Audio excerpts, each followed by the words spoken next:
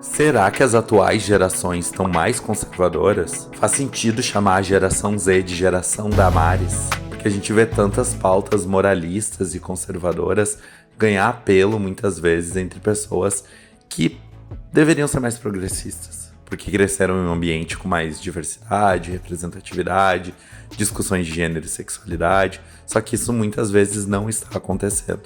E isso é o que a gente vai debater aqui nesse vídeo hoje. Falar um pouquinho sobre esse conservadorismo da geração Z.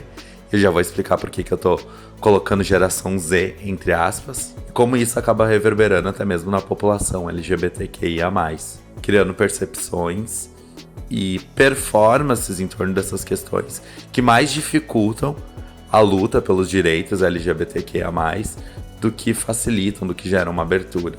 Olá, nerds do lado colorido da força, comprometido, tô aqui para mais um vídeo do Diversidade Nerd. E não esquece de, se gostar desse vídeo, deixar um like nele, um comentário, enviar para as pessoas, porque isso ajuda muito o canal. Principalmente quando a gente tá falando de um canal que fala de diversidade e cultura nerd e que não é muito facilitado, não ganha muita espalhabilidade orgânica dos algoritmos, né? Não gostam muito dessas questões. Agora eu quero falar de uma coisa específica para introduzir essa discussão. Um menino LGBT+, que tá na faixa dos 20 e poucos e muito importante, é branco, teve 2 vídeos recentemente, muito comentados por abordar 2 temas neles. No primeiro vídeo comentado, ele diz que é um passivo que gosta de regras heteronormativas. Na leitura dele, ele entende que por ser passivo, o que corresponderia à parte feminina da relação, na leitura dele, ele gosta de ser tratado com mais romantismo, cavalheirismo, pela parte que seria masculina da relação e, portanto, o ativo. No segundo vídeo, ele fala que nunca conseguiria beijar outro homem no casamento dele,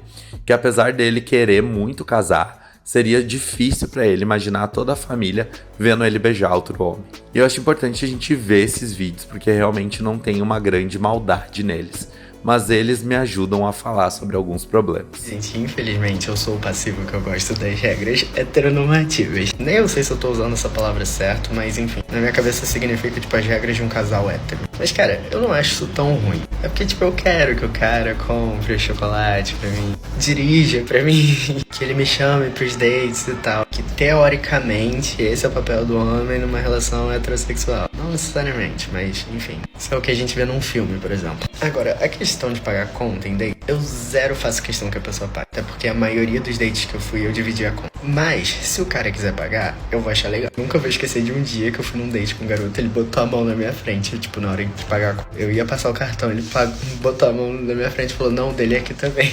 Isso me deu uma sensação tão boa. Mas enfim, eu não sou nenhum necessitado, sabe? Se eu precisar, eu vou pagar. Até porque normalmente eu faço o gesto de tipo, eu vou pagar a minha parte, né, no caso. Se o cara for me impedir, aí é outra coisa. Mas eu não vou ser daqueles que vai ficar sentado, tipo assim, esperando. Ficando naquela situação merda, que aí é meio sem noção. Mas enfim, cada um sabe o que gosta e cada um se resolve dentro do relacionamento que tem. Esses são os tipos de coisas que eu gosto. E algumas coisas que eu gosto eu não cobro tanto, porque, não sei, não tem por que cobrar. Mas se acontecesse, seria legal. E agora o outro vídeo, né, o segundo. Pararam pra pensar que no casamento de vocês, a família de vocês inteira vai ver você beijando outro homem? Eu paro pra pensar nisso, eu não gosto. Tipo, eu quero muito casar. E obviamente eu chamaria minha família inteira. E eles sabem que eu sou gay. Mas eles precisam me ver beijando outro homem?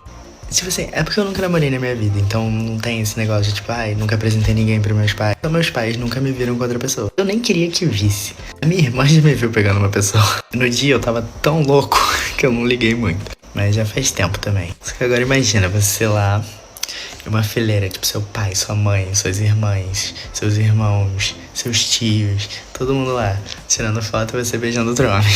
Não consigo botar essa ideia na minha cabeça. Tipo, eles nem ligariam. É tudo na minha cabeça. Quer dizer, eu imagino que eles não ligariam, né? Eu nunca tentei fazer pra ver. Mas eles sabem, são de boa comigo, então.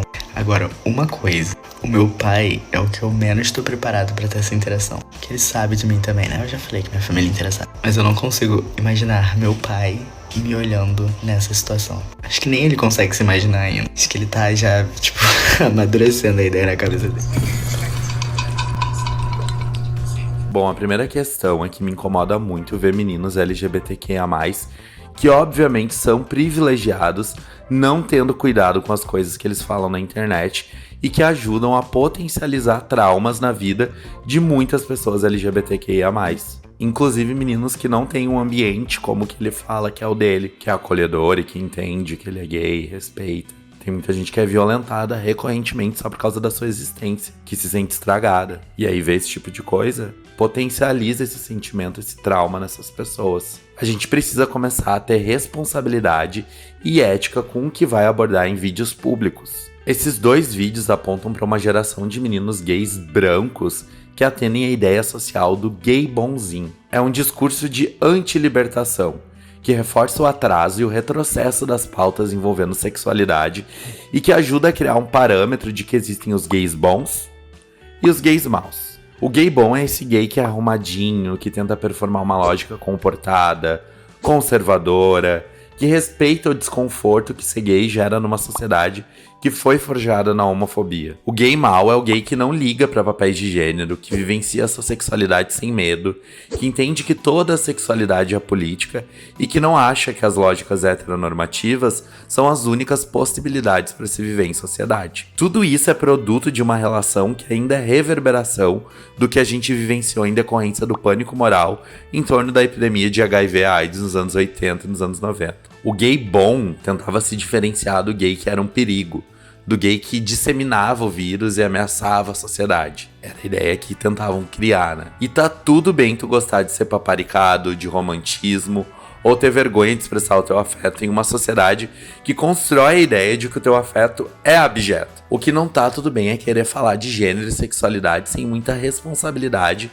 quando esses temas são centrais para eleger políticos e desenvolver políticas que nos colocam em lugar de abjeção. Políticos e políticas que não fazem diferença entre o gay bom e o gay mau. Estudem para produzir conteúdo. A heteronormatividade é um sistema de opressão atrelado ao patriarcado, conceito dos estudos queer lá do Michael Warner. Então é algo muito mais complexo do que essa ideia apenas de o ativo é a parte masculina e o passivo é a parte feminina. Isso é uma ideia heteronormativa, mas a heteronormatividade ela também está ligada à ideia de que corpos que se desviam de um padrão pré-estabelecido, né, construído, de um padrão performativo construído de gênero em torno do masculino ou do feminino, são passíveis de enfrentar a precariedade. Então, o gay que rebola tem que apanhar, porque ele não se comporta como homem, ele tem que ser homem. A mulher que performa masculinidade precisa ser corrigida pela violência. E uma série de problemas que estão relacionados à estrutura patriarcal da sociedade. A heteronormatividade não é essa lógica bonitinha do masculino e do feminino, em lugares equivocados ainda, né? Inclusive, essa ideia de papéis de gênero entre o ativo e o passivo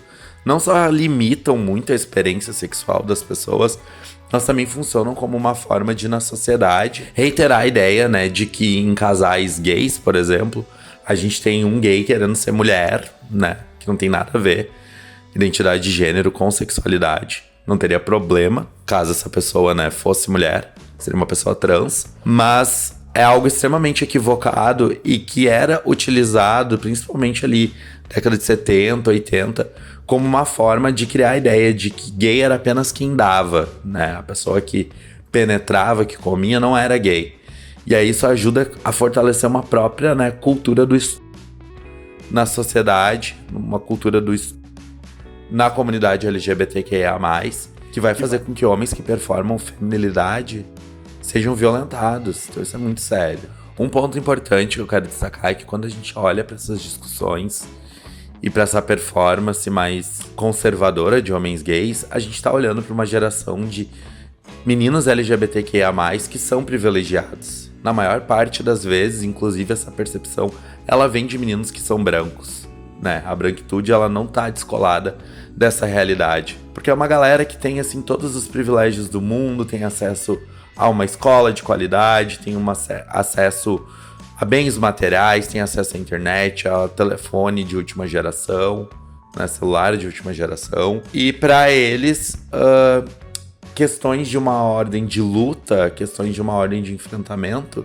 parecem banais. É uma galera que não precisa militar, né, que acha que militância é exagero. E aí sim, muito importante, a gente precisa entender que isso não é apenas um problema gay, é um problema geracional. Em junho, tinha algumas alunas comentando comigo sobre o conservadorismo e o moralismo da atual geração. Elas falavam em aula, né, como elas notavam que a atual geração parecia muito conservadora em relação a vários temas envolvendo expressão da sexualidade, expressão de gênero. E quando a gente vê esse tópico sendo abordado, né, se fala muito em um problema da geração Z. A geração Z seria, né, conservadora. Quando tá se falando em geração Z, tem como referência a ideia dos nativos digitais, né, que seriam pessoas que nasceram entre 1995 e 2010. Esses recortes geracionais, geração X, Y, Z, eles não dão conta dos recortes, né, das complexidades da nossa sociedade quando a gente está pensando em um recorte geracional. Por exemplo, quando a gente está pensando na geração X, né, como a gente vai afirmar que alguém que nasceu em 1980,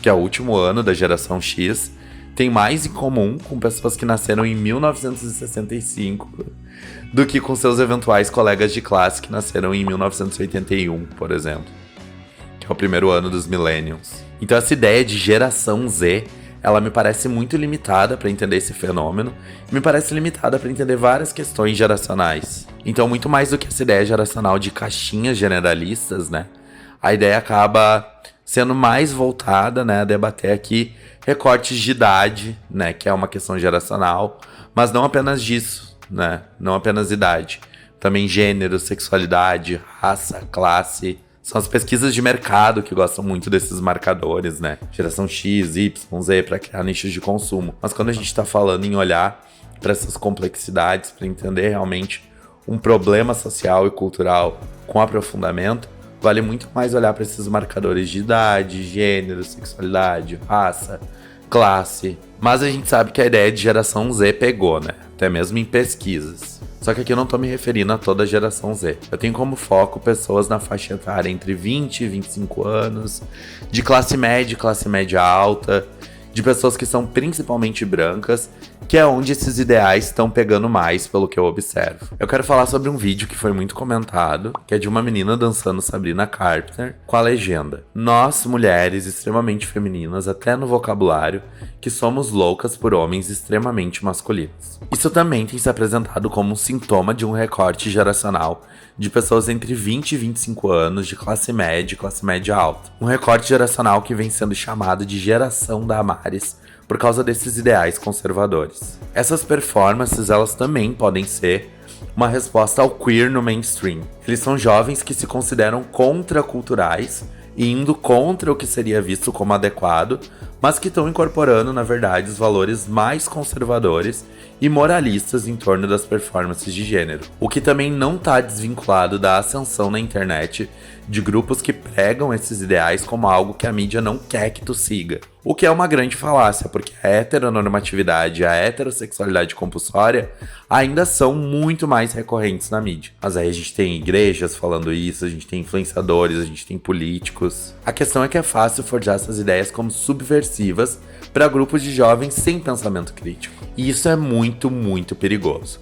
Seja para o direito das mulheres, que ficam de novo limitadas ao lugar do objeto e da hipersexualização, ou para a ascensão de forças conservadoras. São homens que ditam essas lógicas. Inclusive, a gente tem pesquisas que mostram, né, como na geração Z, de novo esse recorte geracional, mas falando assim, entre mulheres entre os 18 e os 29 anos, elas estão tendendo a assumir posições mais progressistas sobre políticas migratórias, questões envolvendo racismo, gênero, participando de movimentos sociais e protestos. E os homens estão, nesse recorte, se tornando mais conservadores, mais reacionários e se distanciando muito politicamente dos homens. Isso tem relação, né, com todo o boom que a gente viu do feminismo, inclusive no mainstream, em contraste com essa apologia ao sexismo que a gente vê numa cultura nerd, numa cultura gamer, que ganha popularidade entre homens através de personalidades como Andrew Tate, né, que era uma personalidade de mídia, empresário e ex-kickboxer americano-britânico que tinha, assim, uma série de conteúdos extremamente misóginos, promovendo essa visão misógina pro público,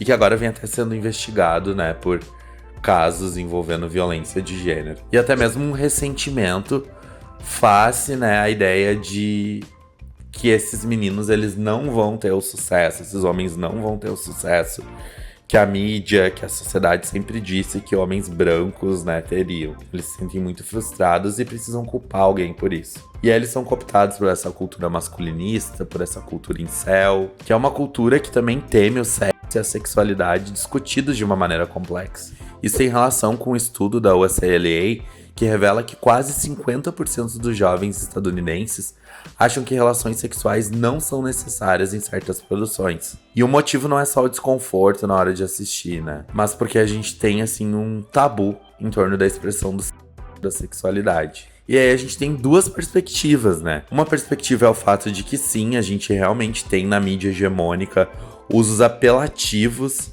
né, de corporalidades principalmente femininas em cenas de hipersexualização, e a gente tem uma perspectiva crítica contemporânea em relação a isso, e as pessoas pedindo, né, para ter cenas menos apelativas, focando em emoções mais complexas, que é esse incômodo com o sexismo exacerbado. E a gente também tem uma outra, né, lógica, uma outra lente, que é o repúdio ao sexo, o repúdio ao tesão. Para isso tem um ponto bem interessante, que é uma matéria que saiu no El País, mostrando, né, como os super-heróis de Hollywood, principalmente do universo cinematográfico da Marvel, eles abraçaram o celibato. Então eles vendem, assim, um corpo que é muito sexualizado, né, mas esses personagens, eles não aparecem falando dos seus desejos, da expressão da sua sexualidade. Inclusive, a gente tem muitas séries contemporâneas que negam, assim, uma expressão da sexualidade e abraçam um romance, até mesmo quando a gente tá pensando em personagens LGBTQIA+, de uma forma mais heteronormativa.